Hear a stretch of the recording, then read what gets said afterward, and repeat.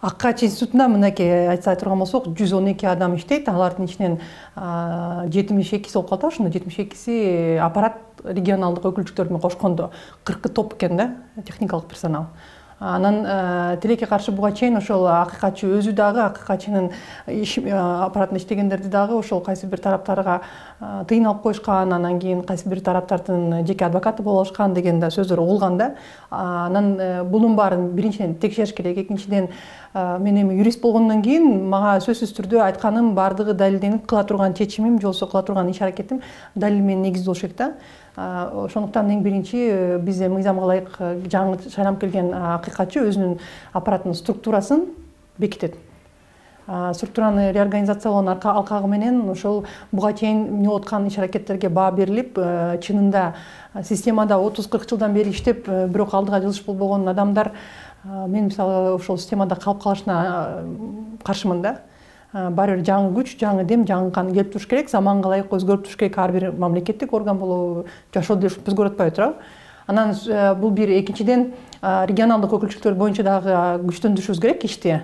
Мунун баарына эми жетекчи болуп бараткандан менин уулум 15 жашта, уулум айткандай дагы сен соло болгондон кийин, жалгыз өзүң башкарып аткандан кийин өзүң оюңдагы баардык ишти жүзүгө ашырсаң болот дейт. Саясий эрк жетет. Саясий эрк жетет, жетпесе мен атанмак эмесмин, мен айтып атпаймынбы? Ушундай эми токпейлик деген түшүнүктү киришиз керек болот да. Мага эң башкысы кайра эле бул кызмат мына кеп БШКдан карасаңар өзүм кеттим. Мисалычы, кайра элге кетип калдым, кошунан колом, айылдарды кыдырып жүрөм, ыңгайлуу мага айтпаймынбы?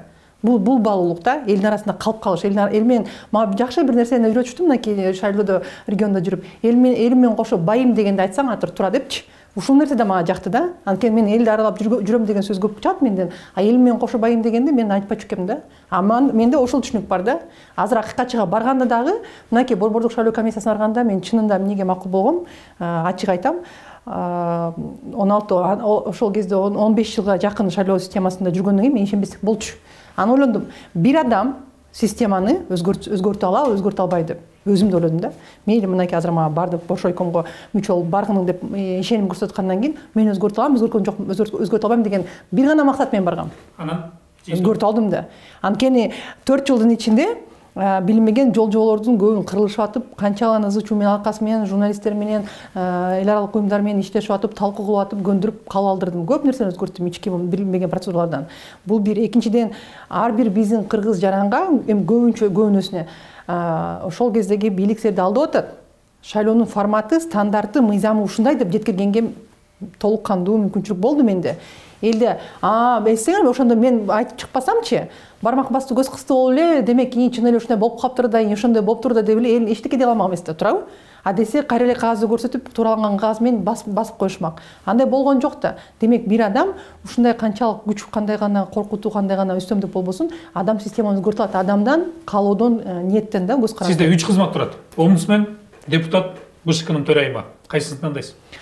Албетте мен депутаттыкты тандап келаткам, тандап келмекмин. Не себептен? Анткени актан мыйзам кабыл аласың. Түздөн түз. Азыр акыйкатчы катары мен көзөмөл жүргүзүп, байкоо жүргүзүп, мониторинг кылып, анализдеп, мен мыйзам долбоорлорун даярдап депутаттарга берем. Бирок сиз БШКнын төрайымы болсоңуз, ошол чыныгы татыктуу депутаттар келгенге көбүрөөк кадам жасамаксыз да.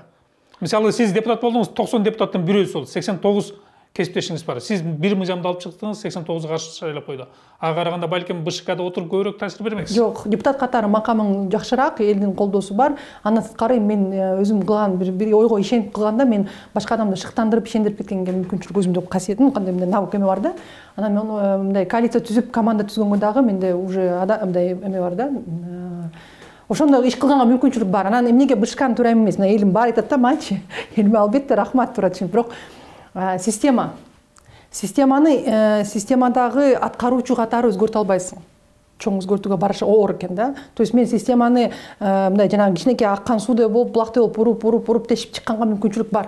Бирок шарт алмаштырганга системанын ичинде аткаруучу болсоң, демек Атыр Абдрахманова эртең БШКнын төрайымы боло турган болсо ушул эле шайлоо өткөндө. Жок. Атыр Абдрахматова ошон үчүн БШКнын төрайымы болбойт. Жок, болуп калса. Болбойт. Демек азыр, бүгүнкү биздин шайлоо системабыз начар. Мен айтып атпаймынбы БШКнын төрайымы болуп деген негизи эле максатта ниетте жок болчу, андай жоопкерчиликке элди алдай албайм. Демек ал жерге мен барып кала турган болсом элди алдашым керек экен да. Сиз барсаңызбы? Жок, демек мен бир образын айтып атам да. Ар бир кишинин Демек анда БШКнын төрайымы, төрагасы элди алдоого мажбур болот. Бүгүнкү система менен. Жок. Бирок эми так айтпай эле коеюнчу, өздөрү жооп беришсин. Ар бир адам өзү үчүн жооп берет. Мен мисалы барбайм.